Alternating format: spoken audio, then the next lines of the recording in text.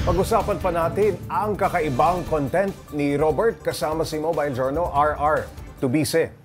RR, ano ba ang pinaka-viral na video nitong si Robert at ano ang reaksyon ng mga netizen? Pops, yung pinaka-viral na video nito ni Sir Robert ay yung paggawa ng adlay, yung adlay rice. Pero isa sa mga pinaka-natuwa ako, yung paggamit ng balugo. Ito pinapakita. Balugo, oo. Yan yung branch ng tree na ginagamit sa paglalaba. Paglalaba, So, bumubula siya. So, kailangan lang pukpukin.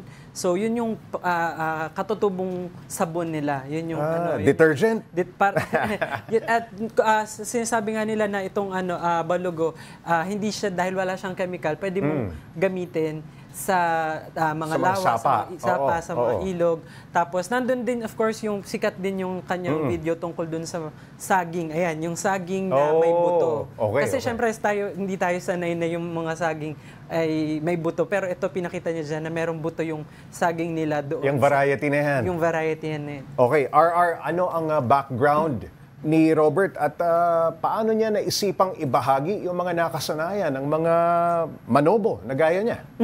Pops, si Sir Robert actually ay graduate pero hindi kasi siya talaga kumbaga licensed forester. Ang pinaglalaban niya ngayon is para sa kanilang mga katutubo, mabigyan sana ng recognition yung mga katutubong yung mga indigenous forester na they are as capable as yung mga nakagraduate ng forestry, and of course yun yung gusto nilang mangyari, and kaya nagtayo rin siya ng kanyang NGO, youth NGO na para naman sa mga kabataan na mga manobo at hindi lang sa mga manobo, sa labas din ng kanilang tribo na nagtuturo kung paano yung pamumuhay ng kanilang tribo at yung kultura at of course yung mainstreaming kumbaga ng biodiversity nila. Dahil malawak yung platform ng social media, pwedeng matuto yung maraming tao. Especially yung mga kabataan. From them, no? Mula sa kanilang tribo. Yes, especially mga katutubo, Paps, na mga manobo, na kabataan, na nasa TikTok na rin daw. RR, saan ba naninirahan itong si Robert? At kamusta naman ang access doon? Buti, may internet sila, may data ba doon? Actually, Paps, yun yung pinakamalaking conception sa kanila, sa mga manobo. Meron talagang internet, malakas yung internet access. Taga-Bukid nun itong si Sir Robert. Pero sa ngayon, nasa New Zealand siya dahil isa siya sa mga nagpupush ng advocacy niya, which is again yung biodiversity ng tribo ng manobo sa ibang bansa. Sa ngayon ba, RR, itong content creation full-time na gawain nitong si Sir Robert o may iba pa siyang trabaho?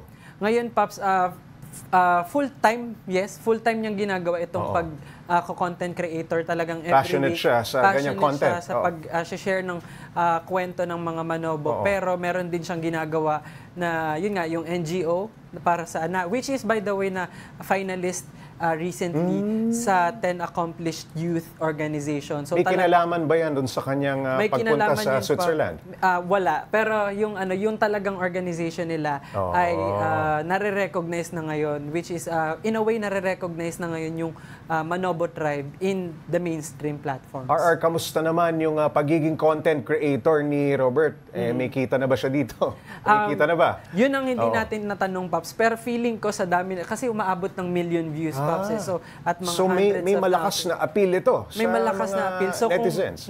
May malakas na appeal sa netizens. So kung sasabihin ni Sir Robert na talagang kumikita, hindi nakakagulat yun.